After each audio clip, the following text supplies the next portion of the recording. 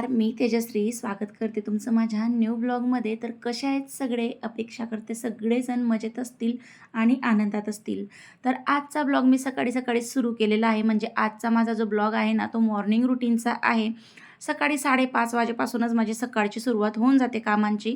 कारण मुलं जातात स्कूलला, त्यामुळे 7 वाजेपर्यंत सगळं रेडी करायचं असतं. तर आज फक्त आदित्यचं स्कूल होतं, किशूचं नव्हतं. त्यामुळे फक्त सिंपल अशी बटाट्याची भाजी बनवली आणि आता चपाती बनवून घेते. एका साईडला भाजी शिजते तोपर्यंत चपात्या होऊन जातील. आणि आज आदित्यचं स्कूल होतं म्हणून म्हटलं चला थोडं शूट घेऊया. कारण दोघांचं जर असलं ना, सकाळचा 1-1 मिनिटं खूप महत्त्वाचा असतो. दोघांना रेडी करायचं म्हणजे आदित्य तर त्याचा रेडी होऊन जातो, पण किशूला थोडं हेल्प करावी लागते. त्यामुळे मग नाही पॉसिबल होत सकाळी सकाळी मोबाईल घेऊन शूट करायला. कारण वेळ जातो त्यात पण. आपण जरी म्हटलं की नुसता मोबाईल एका साईडला ठेवायचा आहे, पण आपल्याला व्यवस्थित ते व्ह्यू वगैरे बघून त्या साईडनं कॅमेरा सेट करावा लागतो. त्यामुळे भरपूर असा वेळ जातो. पण आदित्य त्याचा रेडी होऊन जातो. मग तो जो वेळ आहे माझ्याकडे, म्हटलं चला मग आज थोडं शूट घेऊया. तर हे बघा इथं भाजी वगैरे रेडी झालेली आहे. लगेचच मी टिफिन वगैरे पॅक करून घेते आणि टिफिन वगैरे पॅक झाला की वॉटर बॉटल वगैरे भरून झाली. मग त्याला दूध वगैरे पण गरम करून द्यावं लागतं आदित्यला. पहिले नाश्ता दिलेला आहे मी. नाश्ता होऊन जातो त्याचा तोपर्यंत. त्याचे अंघोळ देवपूजा वगैरे त्याची झाली म्हणजे आपण फक्त त्याला नाश्ता द्यायचा, तो त्याचं करून घेतो. मग दूध गरम ठेवायचं. तर मी बॉटल भरायला गेली तोपर्यंत इकडे दूध ओतून गेलं. मी गरम ठेवून गेली होती दूध. मी म्हटलं पटकन होईल, 2वर ठेवलं होतं तर एकच याच्यावर जर ठेवलं म्हणजे कमी हीटवर जर ठेवलं ना ओतत नाही. पण माझ्याकडनं थोडं जास्त हीटवर म्हणजे डबल हीटवर ठेवलं गेलं म्हणून दूध ओतलं. तर तसंच ते पुसलं वगैरे, त्याला दूध दिलं. त्यानंतर त्याला सोडून आली बस स्टॉपला आणि त्यानंतर घरी आली तर बघते तर काय, फौजींनी मस्त असा पूर्ण घरभर हा पसारा काढलेला होता.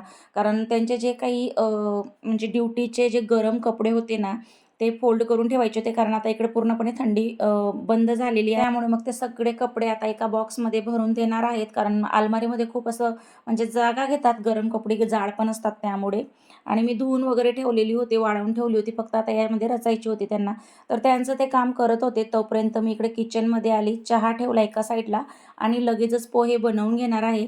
कारण बटाट्याची भाजी आणि चपाती बनवली होती सकाळी सकाळी. हे भाजी चपाती खात नाहीत म्हणून यांच्यासाठी मला पोहे बनवावं लागणार आहे. आणि माझा तर आज उपवास होता. सोमवारी मी उपवास पकडते, त्यामुळे मी फक्त चहा घेणार. नाश्ता वगैरे नाही करणार मी. यांच्यासोबत फक्त चहा घेणार. तर पटापट आता हे इथं आवरून घेते. लगेच किचन आवरावं लागणार. सकाळची खूप अशी घाई गडबड होऊन जाते.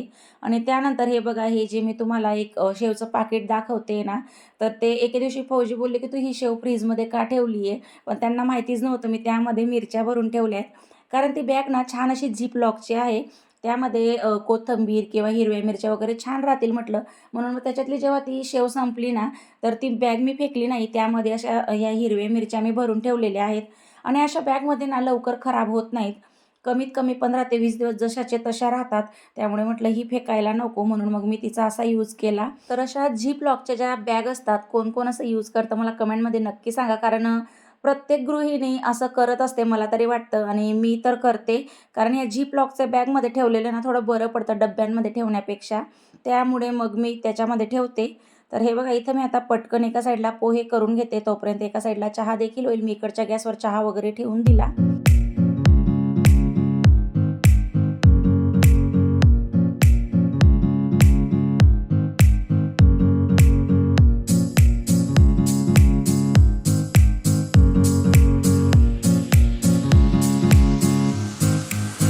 सकाळी किती जरी लवकर उठलं ना, पण जेव्हा मुलं स्कूलला जातात आणि हे ड्युटीला जातात ना, तेव्हाच माझी पुढची कामं सुरू होतात.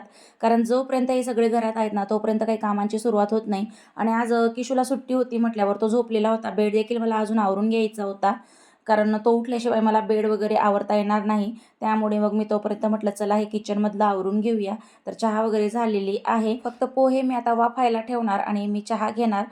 यांची चहा मी ग्लासमध्ये देते, म्हणजे त्यांना ग्लासमध्ये आवडते. त्यामुळे ती काही लवकर थंडी होत नाही. ते पोहे खाताना चहा घेणार आहेत. पण कपामधली ना लवकर थंडी होते, त्यामुळे मी लगेचच घेऊन घेणार. चहा पोहे वाफायला ठेवलं की लगेच. आणि जोपर्यंत मी हे पोहे वगैरे बनवले ना, तोपर्यंत फौजींनी त्यांचंवालं ते सगळं रचून पण दिलं आणि अंघोळ वगैरे झाली. देवपूजा ते करत होते. देवपूजा झाली की लगेच ते पण नाश्ता करतात आणि लगेचच ड्युटीला जातात. ते ड्युटीला गेले आणि लगेचच मग मी किचन आवरायला घेतलं होतं. पूर्ण किचन ओटा स्वच्छ करून घेतला आणि किचनना मी आता धुवून घेते, गरमीचे दिवस लागलेत म्हटल्यावर.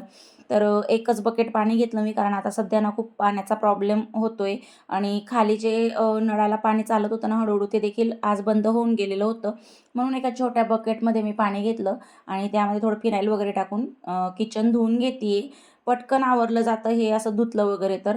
ते पुसायचं म्हटलं ना, किचन छोटं आहे, त्यामुळे मग ते पुसायला नको वाटतं. एक बकेट पाणी टाकले की पटापट वायपर मारलं जातं आणि अगदी असं क्लीन होऊन जातं किचन.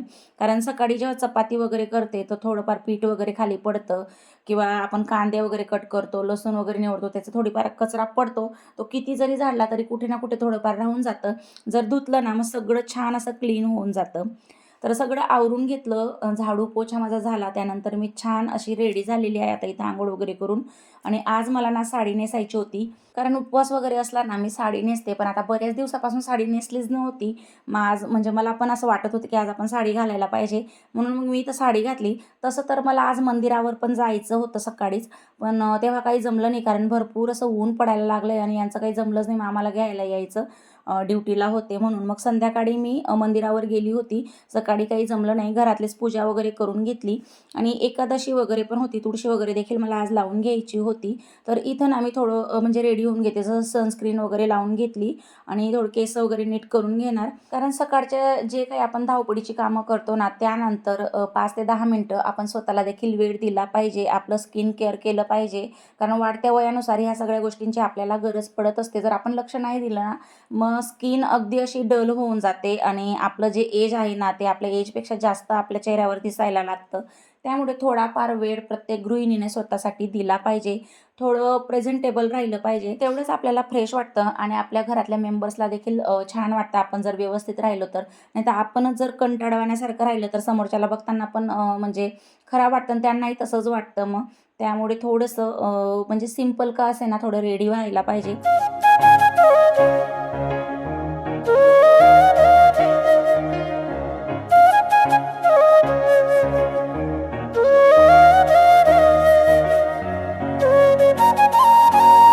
तर जसं पण मी रेडी झाली तर तसं देवांना वगैरे नमस्कार केला आणि त्यानंतर मग मी इकडे तुळशी वगैरे लावून घेते. म्हटलं आज एकादशी आहे.